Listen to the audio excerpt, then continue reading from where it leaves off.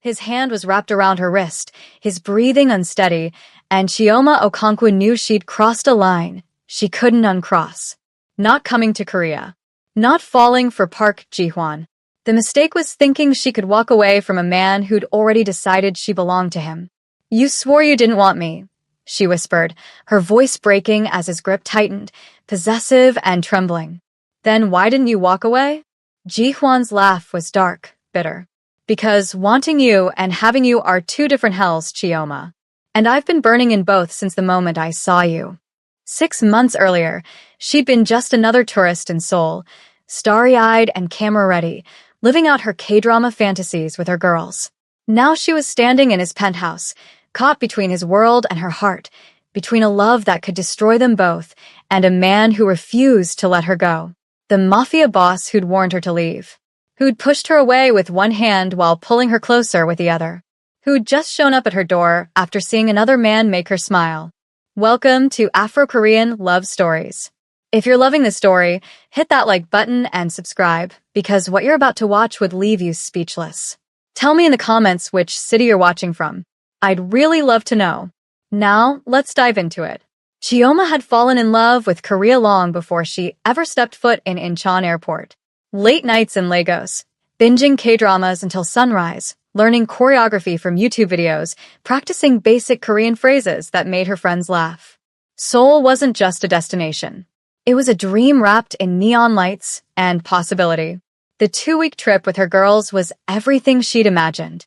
Myeongdong's chaotic energy. Street food that exploded with flavor. The thrill of possibly spotting an idol on the street. They laughed until their stomachs hurt, took 1,000 photos, and made memories that should have been enough to last a lifetime. Should have been. Their last night in Seoul, her friends wanted to go somewhere upscale. Somewhere Instagram-worthy. They found themselves at a lounge in Gangnam. All velvet ropes and beautiful people, the kind of place where money whispered instead of shouted. Chioma was taking a selfie, her friends posing behind her, when the energy in the room shifted. It was subtle, like the air pressure changing before a storm. She lowered her phone and saw him. Park Ji-hwan walked in like gravity bent around him. Tall, devastating in a black suit that probably cost more than her rent, moving through the crowd with the kind of confidence that came from never having to ask for anything twice.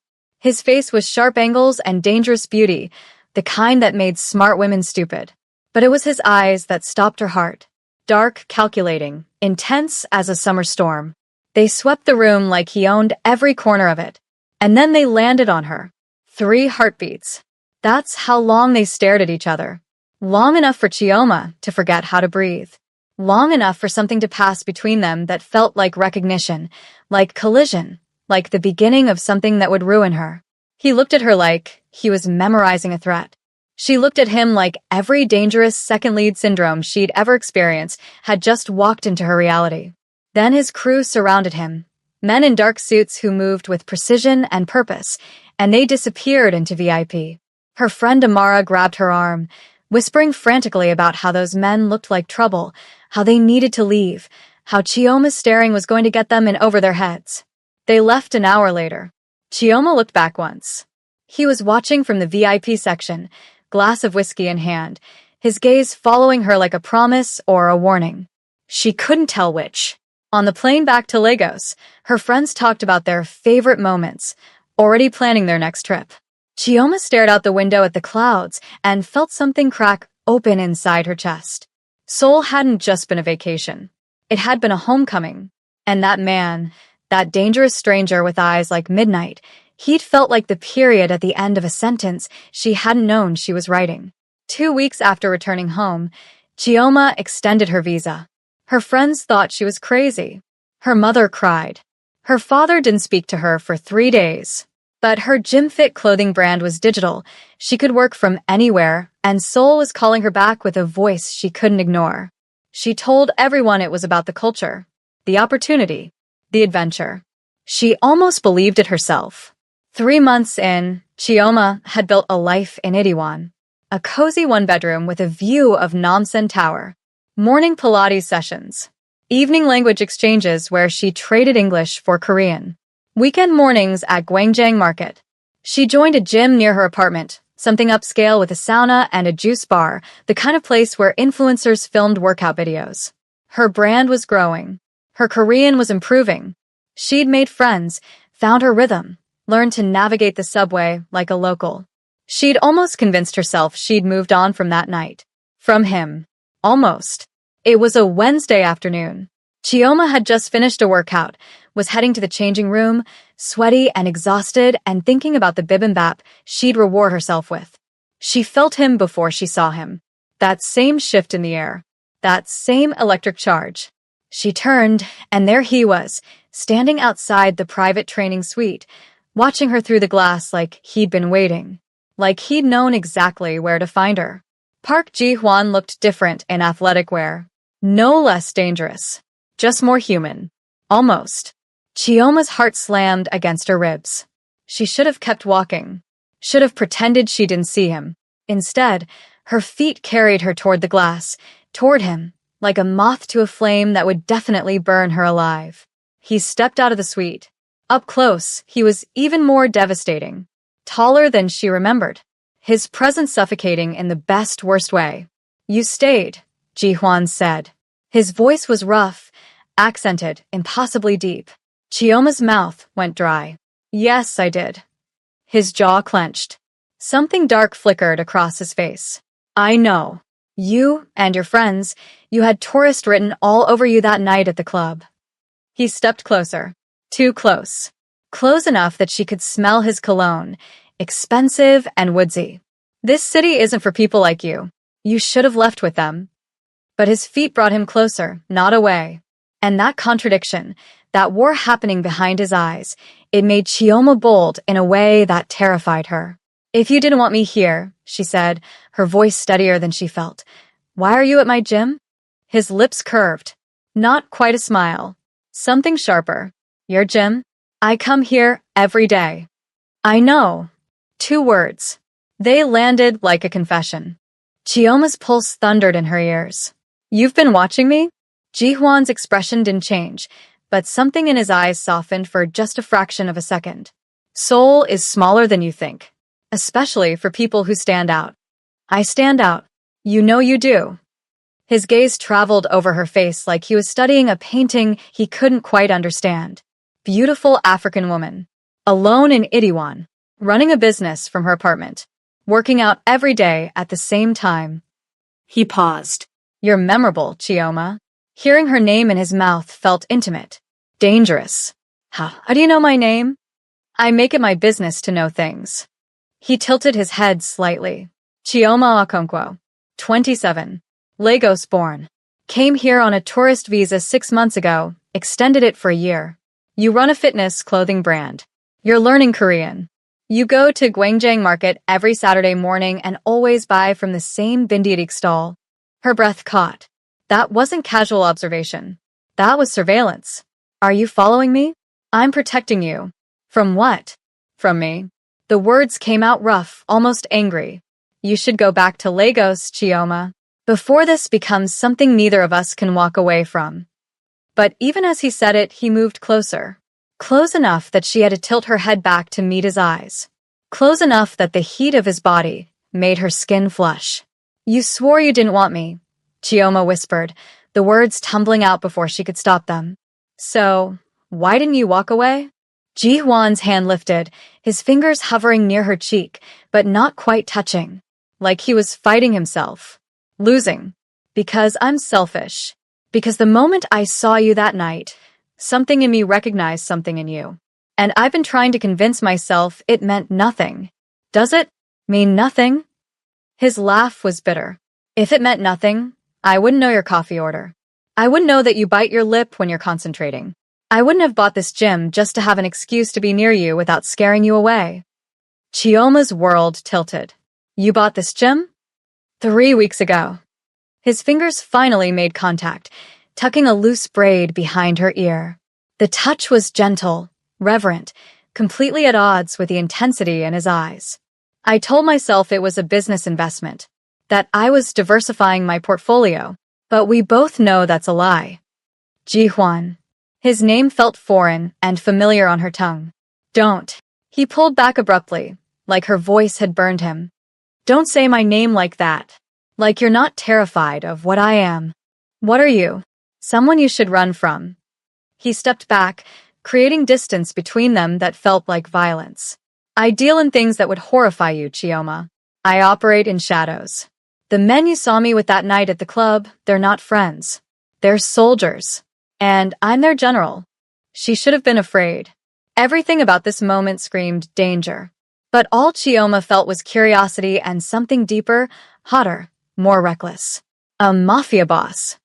You've been in Korea long enough to understand what that means. I understand. She took a step toward him, watched his pupils dilate. I also understand that if you really wanted me gone, I'd be gone. Men like you don't make suggestions, Ji-hwan. You give orders. So why are you asking me to leave instead of making me? His control cracked. Just for a moment, but she saw it. Saw the want, the need, the war raging behind those dark eyes. Because I'm hoping you're smart enough to save yourself from me. And if I'm not, then God help us both. They stood there, the tension between them thick enough to choke on. Around them, the gym continued its normal rhythm, people running on treadmills, lifting weights, completely oblivious to the world-altering moment happening in their midst. Finally, Ji-hwan reached into his pocket and pulled out a business card. Black, minimalist, with only a phone number embossed in silver. If you need anything, anything at all, call this number. What if what I need is you? His hand trembled slightly as he placed the card in her palm. Then you call that number and I'll come. But know this, Chioma. The moment you call, there's no going back. I won't be able to stay away anymore. I won't be able to pretend this thing between us doesn't exist. Maybe I don't want you to pretend. Ji-hwan closed his eyes like she'd struck him. When he opened them again, they were full of something that looked like pain, like longing.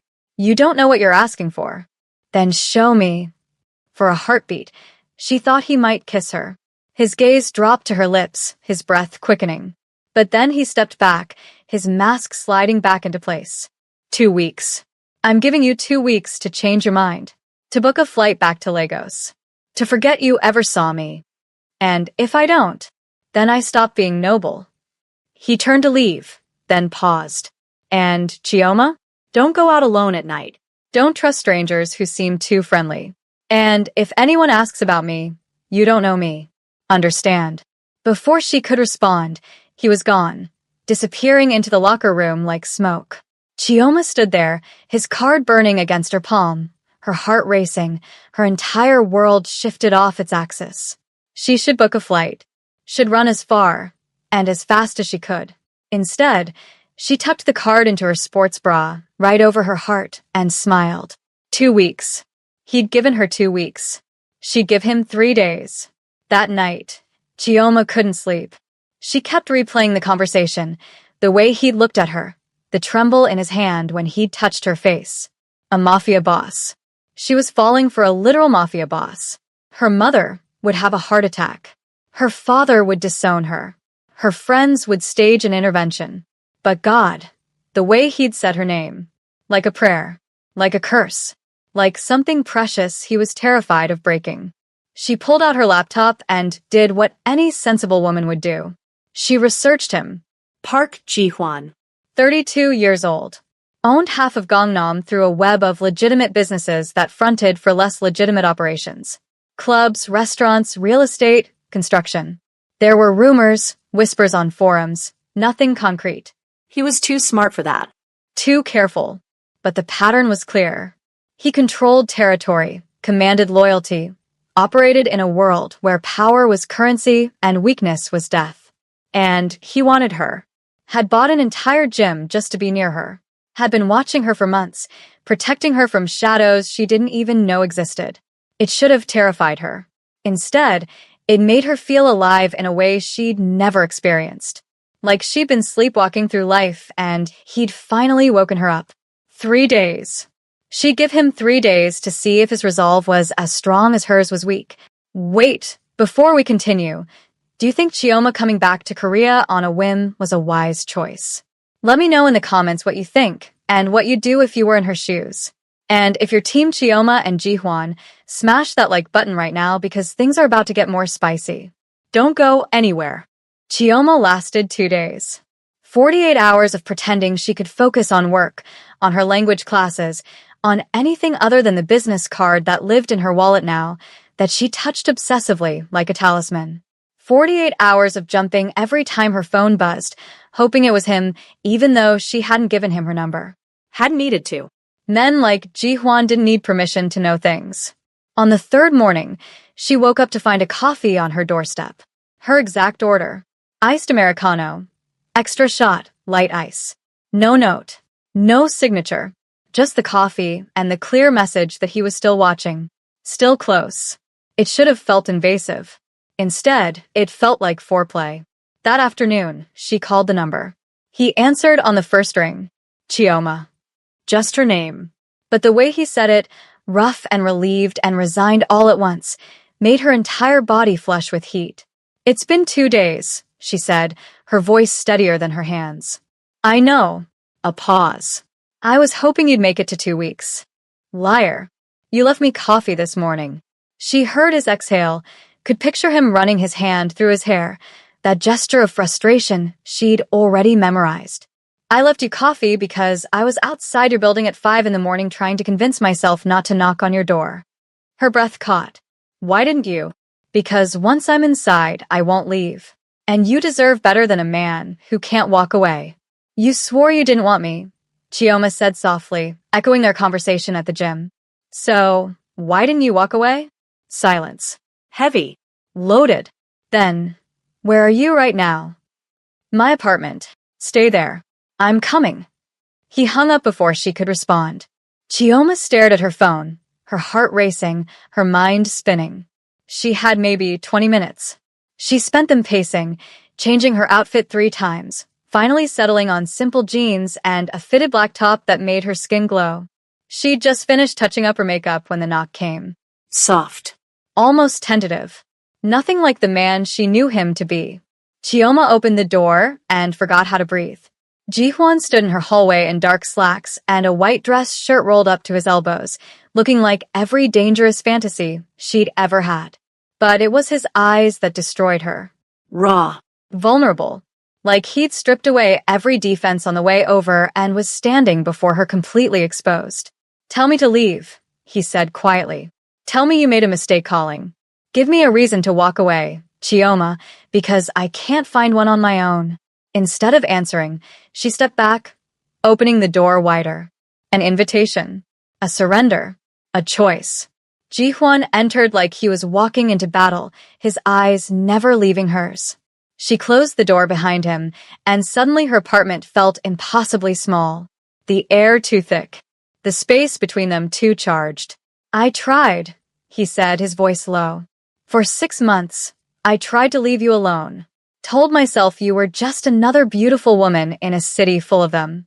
That this pull I felt was just attraction, just chemistry, just something I could ignore if I was strong enough. But you weren't strong enough." No. He moved closer, each step deliberate. "I wasn't. I'm not. You walk through this city like you own it, like you belong here, and something in me wants to make that true. Wants to give you everything. Protect you from everything. Keep you so close that nothing and no one can ever touch you." Chioma's back hit the wall. She hadn't even realized she'd been retreating. "That sounds like possession, not love." "It is possession." He braced his hands on either side of her head, caging her in without touching her. "It's obsession. It's everything I swore I'd never feel because men in my position can't afford weakness. Can't afford to care about someone more than they care about survival." "Then why are you here?" "Because you called. And I would burn my entire empire down just to hear you say my name again." His forehead dropped to hers, and Chioma felt him trembling. Actually trembling. This powerful, dangerous man coming apart at the seams. "Tell me I'm not alone in this. Tell me you feel it too." "I feel it," she whispered. "I felt it that first night. I came back to Seoul because I couldn't breathe properly anywhere else. Because something in this city felt like home, and I didn't understand why until I saw you at the gym." Chioma. Her name was a prayer, a plea, a breaking point. Ji-hwan. She lifted her hands to his face, cradling it, feeling the tension in his jaw. "Stop fighting it. Stop fighting us. He kissed her like a man drowning, like she was air and salvation and everything he'd been denying himself for months. His hands found her waist, pulled her flesh against him, and Chioma melted into his touch. The kiss was desperate, consuming, full of 6 months of restraint shattering into nothing. When they finally broke apart, both breathing hard, Ji-hwan rested his forehead against hers. I can't give you normal. I can't give you safe. My world is complicated and dangerous and full of things you shouldn't have to navigate. I don't want normal, Chioma said fiercely. I want you. All of you. The danger. The complications. The shadows. I want it all. You don't know what you're saying. Then teach me. Show me your world. Let me in, Ji-hwan. Stop protecting me from you, and just be with me. Something in his eyes shifted. Surrendered. If we do this, there are rules. You don't go anywhere without telling me. You don't trust anyone I haven't vetted. And if I say it's not safe, you listen. No arguments. That sounds controlling. It is. Because in my world, the people I care about become targets. And I won't survive if something happens to you, because I wasn't careful enough. The raw honesty in his voice made her chest ache. Okay, I can live with that. But I have rules too. His lips curved. Almost a smile. Tell me. Don't shut me out. Don't make decisions about us without talking to me. And don't you dare push me away, because you think it's what's best for me. I'm a grown woman, Ji-hwan. I can decide what risks I'm willing to take. Even if that risk is me? Especially if that risk is you. He kissed her again, softer this time. Reverent. Like he was memorizing the taste of her, the feel of her in his arms. When he pulled back, his eyes were clearer. Decided. There's a gala tomorrow night. Legitimate business, but my world will be there. Politicians, business owners, people who operate in the gray areas. Come with me. Let me show you what you're signing up for. Chioma's heart raced. As your date. As mine, he corrected. Not my date. Mine. There's a difference. Possessive much? You have no idea. His thumb traced her lower lip. Wear something that makes you feel powerful. Because tomorrow night, I'm introducing you to my world as the woman who brought Park Ji-hwan to his knees. I brought you to your knees? The moment I saw you, Jagia, I just didn't want to admit it. He stepped back reluctantly, putting space between them like it physically hurt. I should go. Let you rest. Tomorrow will be intense. Stay, Chioma heard herself say. Just for a while. We don't have to, just stay. Talk to me. Tell me about yourself. The real you, not the man everyone else sees. Ji-hwan studied her for a long moment, then nodded. They moved to her small couch, and he pulled her against his side like it was the most natural thing in the world.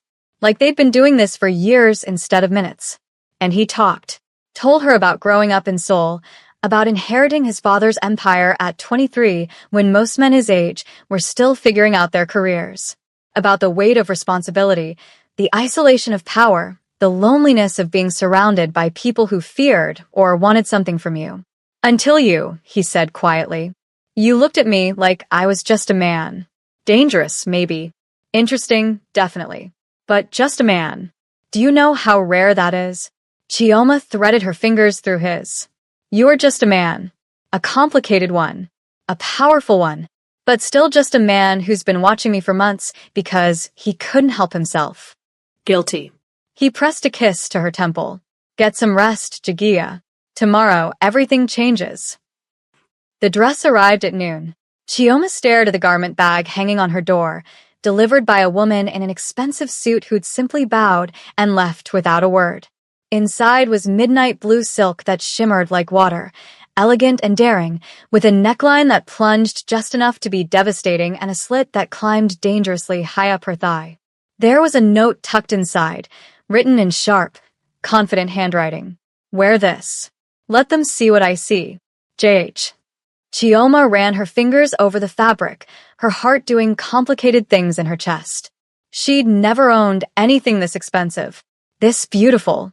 She took a photo and sent it to her group chat with her girls back in Lagos. The responses came immediately. Amara. Girl, who is he? Ngozi. That's at least 5 million naira worth of dress. Zainab, you better be getting married because wow. Chioma smiled and typed back. Just a date. I'll explain later. Except it wasn't just a date. It was a declaration. An unveiling. The moment she stepped out on Ji-hwan's arm, she'd be stepping into his world, and there would be no hiding after that. She should have been terrified. Instead, she felt electric with anticipation. At 7, there was a knock. Chioma opened the door and nearly forgot her own name. Ji-hwan stood there in a tailored black tuxedo that fit him like sin, his hair styled back, a diamond watch catching the light. But it was his expression when he saw her that stole her breath. Like she'd knocked the air from his lungs. Like she was the most devastating thing he'd ever seen. Chioma. Her name came out strangled.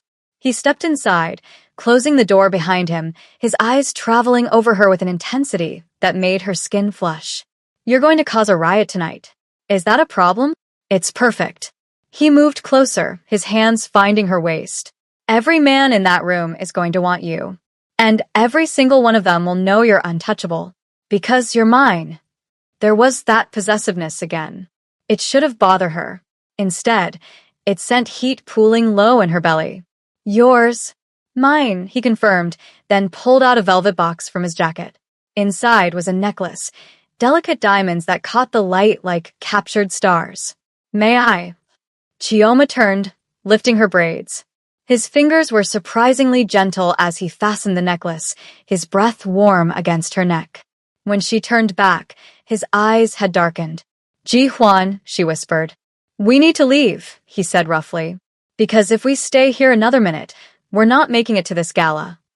The car waiting downstairs was understated luxury, all black leather and tinted windows. Ji-hwan's driver nodded respectfully, but didn't speak. As they pulled into Seoul's glittering night traffic, Ji-hwan took her hand, threading their fingers together. Nervous? He asked. Should I be? People will talk. There will be whispers. Some will be cruel. His jaw tightened. If anyone disrespects you, tell me immediately. I can handle whispers, Ji-hwan. I know you can, but you shouldn't have to. He lifted her hand to his lips. Stay close to me tonight. And remember, half these people are sharks in expensive suits. Smile, be polite, but trust no one. Except you. Except me. The gala was at a hotel in Gangnam, the kind of place where chandeliers cost more than cars, and everyone looked like they'd stepped out of a magazine. As they entered, heads turned. Conversations paused. The attention was immediate and intense. Ji-hwan's hand settled possessively on the small of her back, guiding her through the crowd. People approached, bowing respectfully, their eyes flickering between Ji-hwan and Chioma with barely concealed curiosity. Park Se-jangnam, an older man in an expensive suit, greeted, using the formal title. His eyes lingered on Chioma. You didn't mention you'd be bringing a guest. I don't need to mention anything, Director Kim. Ji-hwan's voice was pleasant but edged with steel. This is Chioma Okonkwo. She's with me. The weight he put on those last two words made the meaning crystal clear. Not just his date. His. Director Kim bowed to Chioma, but she caught the calculation in his eyes. Welcome to Seoul, Miss Okonkwo. Thank you, Chioma replied smoothly. Though I've been here 6 months now, Seoul feels like home. Does it? Another voice joined them. A woman, stunning in red, with cold eyes and a smile that didn't reach them. How fascinating. Most foreigners find our city difficult to navigate long-term. Ji-hwan's hand tightened almost imperceptibly on Chioma's back. Mrs. Han. Still spreading warmth wherever you go, I see. Mrs. Han's smile sharpened. I simply speak truth, Ji-hwan SSI. Your father would have appreciated honesty. The temperature dropped 10 degrees. My father, Ji-hwan said quietly, would have appreciated you minding your business. Excuse us. He guided Chioma away, his jaw tight. She waited until they were alone by the champagne fountain before speaking. She knows your father? Knew. He's been dead 5 years. Ji-hwan grabbed 2 glasses, handed her one. Mrs. Han is old money, old grudges. She doesn't approve of how I run things. Too modern. Too willing to work with people she considers beneath us. People like me, you mean? People like everyone who isn't Korean elite born with silver spoons. He clinked his glass against hers. Ignore her. She's irrelevant.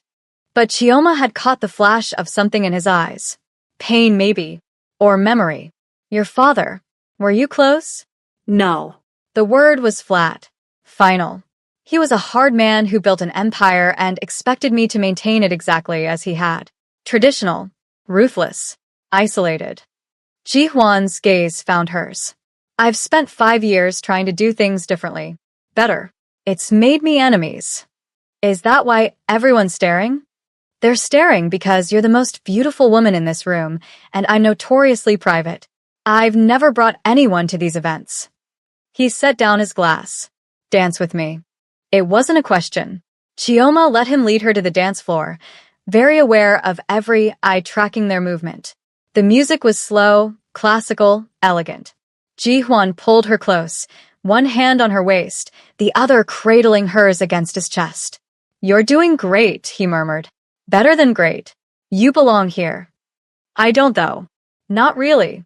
I'm an outsider playing dress-up in your world. You're not playing anything. You're real in a room full of masks. That's why they can't look away. He spun her gently. That's why I can't look away. They moved together like they'd been doing this for years, their bodies finding a rhythm that felt natural, inevitable.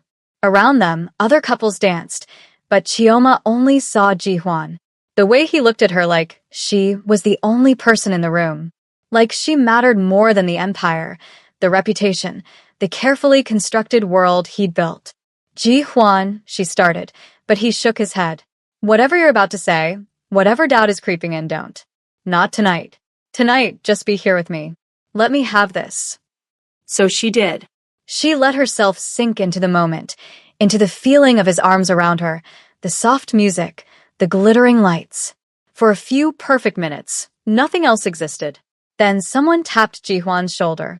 He turned, his expression shifting instantly to something cold and controlled. The man standing there was young, handsome in a smooth way that felt calculated. His smile didn't reach his eyes. Hyung, the man said, aren't you going to introduce me to your beautiful companion? Ji Hwan's entire body had gone tense. Miho, I didn't know you were in Seoul. I came back early. Heard there was an interesting development. Miho's eyes slid to Chioma, assessing. Kim Miho. I work with Ji Hwan occasionally. Chioma Okonkwo. She extended her hand, caught the flash of something ugly in Miho's expression before he masked it with charm. Okonkwo. Nigerian? He took her hand, held it a fraction too long. How exotic. Ji Hwan always did have interesting taste. The word exotic landed like a slap. Ji Hwan stepped between them smoothly. Miho, go find someone else to bother. So protective already. Miho's smile widened. Interesting. Very interesting. Enjoy your evening, Miss Okonkwo. I'm sure we'll be seeing more of each other. He walked away, and Chioma felt Ji Hwan's rage in the rigid line of his shoulders. Who was that really? Competition. Rival. Someone who's been trying to take my territory for 2 years. Ji Hwan's voice was tight. Someone who now knows exactly how to hurt me. Chioma's blood ran cold. Because of me. Because he's a snake who looks for weaknesses. Ji Hwan took her hand. Come on. We're leaving. But now, Chioma. Okay, let's pause for a second because I need your opinion. If you were Chioma, would you have gone to that gala? Would you step into a dangerous world for someone you're falling in love with? Comment yes if you'd take the risk, or a no if you'd walk away. I'm really curious what you do. And if you're loving this forbidden romance, hit that subscribe button and turn on notifications because Ji Hwan and Chioma's story is about to get even more intense. Now, let's see what happens at this gala. The car ride back was silent. Tense. Ji Hwan stared out the window, his jaw clenched, one hand gripping Chioma's like he was afraid she'd disappear if he let go. She wanted to say something, anything to break through the wall he was building between them, but the words wouldn't come. They didn't go back to her apartment.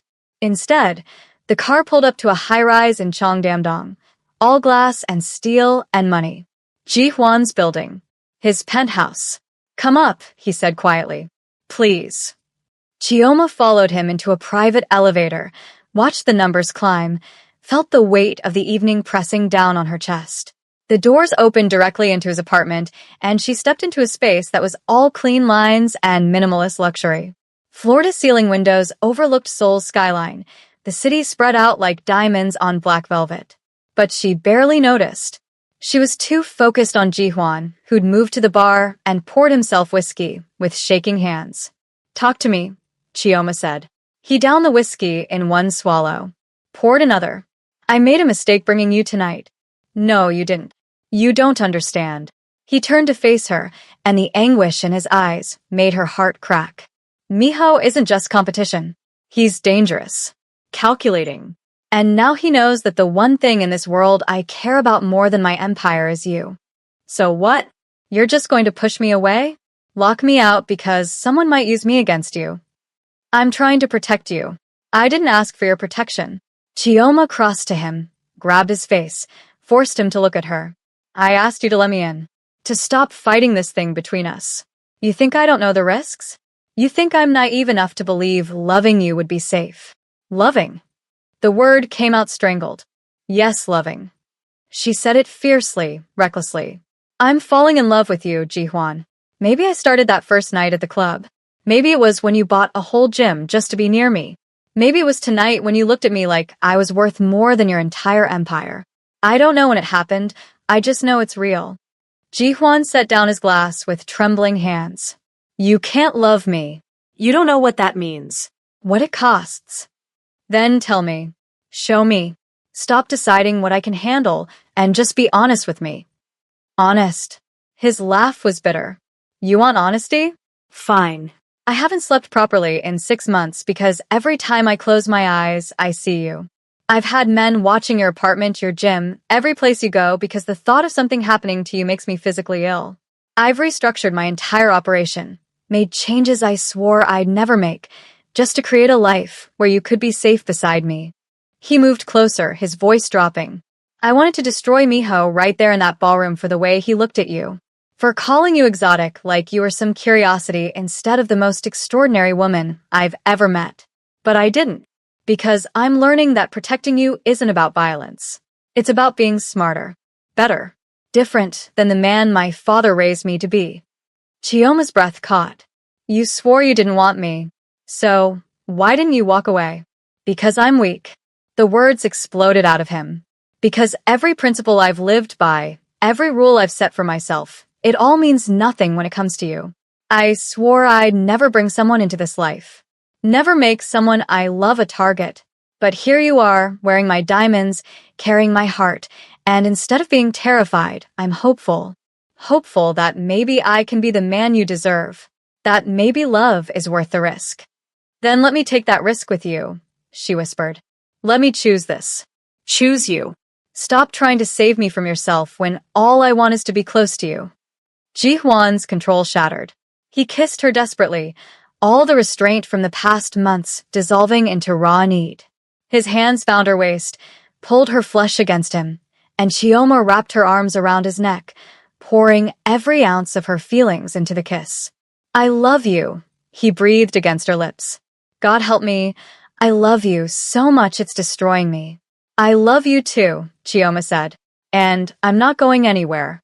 Not because of Miho, not because of danger, not because of anything." They moved to the windows, Seoul glittering beneath them like a promise. Ji-hwan held her close, his chin resting on top of her head. "I need to tell you something," he said quietly. "The past 5 years, I've been working to legitimize my operations, moving away from the darker parts of my father's empire. It's why people like Mrs. Han disapprove. Why rivals like Miho think I'm weak. You're not weak. No. I'm just done living in shadows. I want something real, Chioma. A life that isn't built on fear and violence. And meeting you made me realize that's actually possible." He turned her to face him. "I can't promise you it'll be easy. There will always be remnants of my past, people who'll judge us, whisper about us. But I can promise you that I'll spend every day trying to be worthy of you." Chioma's eyes filled with tears. "You already are. Then stay with me. Not just tonight. Build a life with me here in Seoul. Let me show you every day how much you mean to me. That's a big commitment. I know. And I'm not asking you to decide right now. I'm just asking you to consider it. Consider us. He brushed away a tear that had escaped down her cheek. You came to Seoul looking for connection. For home. What if home isn't a place? What if it's this? Us. Chioma looked out at the city that had called to her across oceans and continents.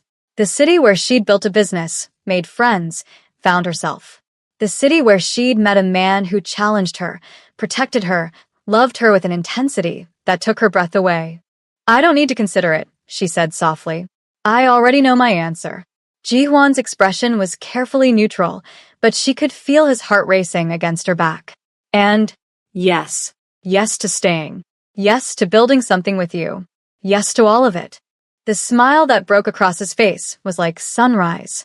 Pure joy, unguarded and beautiful. He spun her around and kissed her like she was oxygen and he'd been drowning. When they finally broke apart, both breathless and laughing, Ji-hwan rested his forehead against hers. You have no idea how happy you just made me. I think I have some idea, Chioma teased. You're smiling. I didn't know your face could do that. Only for you, Jagia. Only ever for you. They spent the rest of the night talking, planning, dreaming. Ji-hwan told her about the legitimate businesses he was building, the vision he had for a different kind of empire. One built on innovation and integrity rather than fear. Chioma shared her dreams of expanding her brand, maybe opening a boutique in Seoul, creating something that bridged her Nigerian heritage with her new Korean home. As dawn broke over Seoul, painting the sky in shades of pink and gold, they stood together at the windows. Two people from different worlds who'd found something rare and precious. Something worth fighting for. You know what the funny thing is? Ji-hwan said, pulling her closer. For 6 months, I convinced myself I could resist you, that I was strong enough to walk away. But the truth is, I was lost the moment I saw you. You swore you didn't want me, Chioma reminded him with a smile. I lied. He kissed her temple. I wanted you from the first second. I was just too afraid to admit it. Too afraid that wanting something this much would make me vulnerable. And now I know that vulnerability isn't weakness. Love isn't a liability. You didn't make me weaker, Chioma. You made me braver. Strong enough to choose something different. To be something different. 3 months later, Chioma stood in the same gym where everything had changed, teaching a morning class she'd started for expat women trying to find their place in Seoul. Her business had exploded, her boutique was set to open in Gangnam next month, and she'd never been happier. Ji-hwan watched from the observation deck, that same intense look in his eyes that he'd had 6 months ago. But now there was no distance between them. No walls. Just love, complicated and messy and absolutely perfect. After class, she found him waiting with her favorite coffee. Some things never changed. Still watching me, she teased. Always. He pulled her close, not caring who saw. But now I get to do it without hiding. Without pretending I don't want to be close to you. No regrets. Not a single one. He kissed her softly. You changed my life, Chioma Okonkwo. Made me believe that people like me could have something real. Something good. We both changed, she corrected. I came to Seoul looking for home. I found it in you. As they walked out into Seoul's bright afternoon, hand in hand, Chioma thought about how far she'd come. From a girl watching K-dramas in Lagos to a woman building an empire beside the man she loved. From tourist to resident. From stranger to home. People still stared. Still whispered. The beautiful African woman and the reformed Mafia boss, an unlikely pair in a city that valued tradition. But let them stare. Let them whisper. Because Chioma had learned that love didn't ask for permission. It didn't bow to judgment or fear. Love just was. Fierce and brave and uncompromising. And she wouldn't trade it for anything in the world. Ji-hwan squeezed her hand, and she looked up to find him watching her with that expression that still made her heart race. Like she was the most precious thing in his universe. Like he couldn't quite believe she was real. What are you thinking? She asked. That I'm the luckiest man in Seoul. He pulled her closer. You swore you didn't want me, I swore the same. But neither of us could walk away. And I'll spend the rest of my life being grateful we didn't. Me too, Chioma whispered. Me too. Because sometimes the best love stories aren't about perfect people in perfect circumstances. They're about flawed humans choosing each other despite the odds. About building something beautiful from broken pieces. About finding home in the most unexpected places. And as Soul rushed past them, vibrant and alive and full of possibility, Chioma knew she'd found exactly where she belonged. Not just in the city, but here, in Ji-hwan's arms. In this life they were creating together, one brave choice at a time. If this story touched your heart, show some love by hitting that like button and leaving a comment telling me what you loved most about Chioma and Ji-hwan's journey. Have you ever taken a risk for love? Ever felt that pull towards something or someone that scared and excited you at the same time? Share your story below. And don't forget to subscribe because love stories like this, they remind us that sometimes the most beautiful things in life are the ones we almost walked away from, the ones that happen spontaneous and unplanned. Until next time, keep believing in love that makes you brave.